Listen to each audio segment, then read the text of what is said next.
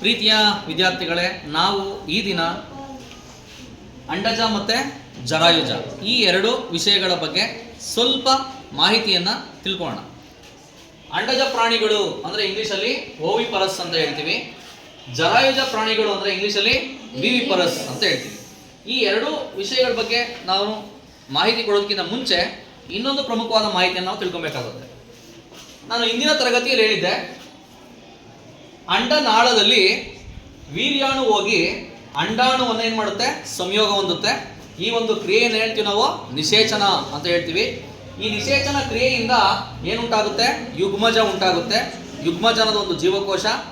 ಈ ಯುಗ್ಮಜ ನಿರಂತರವಾಗಿ ಏನಾಗ್ತಾ ಇರುತ್ತೆ, ಜೀವಕೋಶದ ವಿಭಜನೆ ಆಗ್ತಾ ಇರುತ್ತೆ. ವಿಭಜನೆ ಆಗಿ ಜೀವಕೋಶಗಳ ಸಂಖ್ಯೆ ಏನಾಗ್ತಾ ಇರುತ್ತೆ, ಹೆಚ್ಚಿಗೆ ಆಗ್ತಾ ಇರುತ್ತೆ. ಈ ರೀತಿ ಹೆಚ್ಚಿಗೆ ಆಗ್ತಾ ಆ ಜೀವಕೋಶಗಳ ಸುತ್ತ, ಆ ಒಂದು ಭ್ರೂಣದ ಸುತ್ತ ಒಂದು ರಕ್ಷಣಾತ್ಮಕ ಕವಚ ಉಂಟಾಗುತ್ತೆ.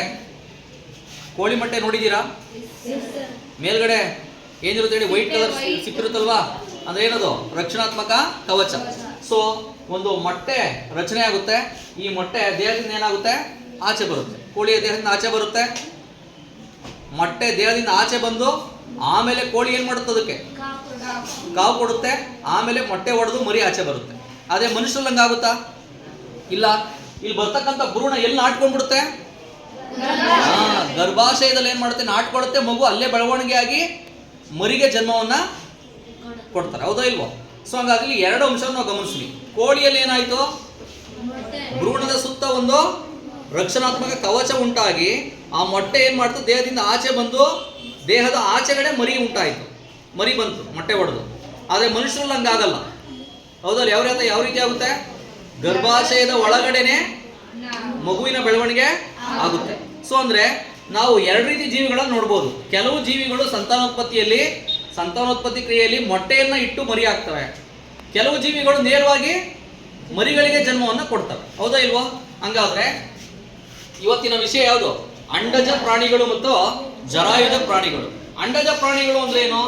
ಯಾವ ಪ್ರಾಣಿಗಳು ಮೊಟ್ಟೆಯನ್ನಿಟ್ಟು ಮೊಟ್ಟೆಯ ಮೂಲಕ ಮರಿಗೆ ಜನ್ಮ ಕೊಡ್ತಾವೋ ಅಂತ ಪ್ರಾಣಿಗಳನ್ನು ನಾವೇನು ಹೇಳ್ತೀವಿ, ಅಂಡಜ ಪ್ರಾಣಿಗಳು. ಎಗ್ ಅಲ್ವಾ, ಎಗ್ನ ಹೊರಗಡೆ ಬಿಡ್ತವೆ. ಸೊ ಅವನ ಇಂಗ್ಲಿಷಲ್ಲಿ ಓವಿಪರಸ್ ಅಂತ ಹೇಳ್ತೀವಿ. ನೆಕ್ಸ್ಟ್ ಜರಾಯುಜ ಪ್ರಾಣಿಗಳು. ನೀವ್ ಹೇಳ್ಬೋದಲ್ವಾ, ನೇರವಾಗಿ ಯಾರಿಗೆ ಜನ್ಮ ಕೊಡ್ತವೆ, ಮರಿಗಳಿಗೆ ಜನ್ಮವನ್ನ ಕೊಡ್ತವೆ. ಮರಿಗಳಿಗೆ ಜನ್ಮವನ್ನ ನೀಡುವ ಪ್ರಾಣಿಗಳಿಗೆ ನಾವು ಜರಾಯುಜ ಪ್ರಾಣಿಗಳು ಅಂದ್ರೆ ಏನಂತ ಕರಿತೀವಿ, ನಾವು ವಿವಿಪರಸ್ ಅನಿಮಲ್ಸ್ ಅಂತ ಹೇಳ್ತೀವಿ. ಅರ್ಥ ಆಯ್ತಾ? ಸೊ ಇವಾಗ ಮೊಟ್ಟೆಯನ್ನಿಟ್ಟಾಗ ಆ ಮೊಟ್ಟೆ ನೇರವಾಗಿ ಮರಿ ಹಾಕ್ಬಿಡುತ್ತಾ? ಇಲ್ಲ. ಕೋಳಿ ನೋಡ್ಬೇಕು ನೀವು, ಸುಮಾರು 1 ವಾರ 2 ವಾರ ಆ ಕೋಳಿ ಏನ್ ಮಾಡುತ್ತೆ, ಮೊಟ್ಟೆಗೆ ಕಾವು ಕೊಡುತ್ತೆ. ಒಂದು 1 ವಾರ 2 ವಾರ ಆದ್ಮೇಲೆ ಮೊಟ್ಟೆ ಒಡೆದು ಮರಿ ಏನ್ ಮಾಡುತ್ತೆ, ಆಚೆ ಬರುತ್ತೆ. ಅಂದ್ರೆ ಕೋಳಿ ಮತ್ತೆ ಕೆಲವು ಪಕ್ಷಿಗಳು ನೇರವಾಗಿ ಮರಿಗಳಿಗೆ ಜನ್ಮ ಕೊಡಲ್ಲ.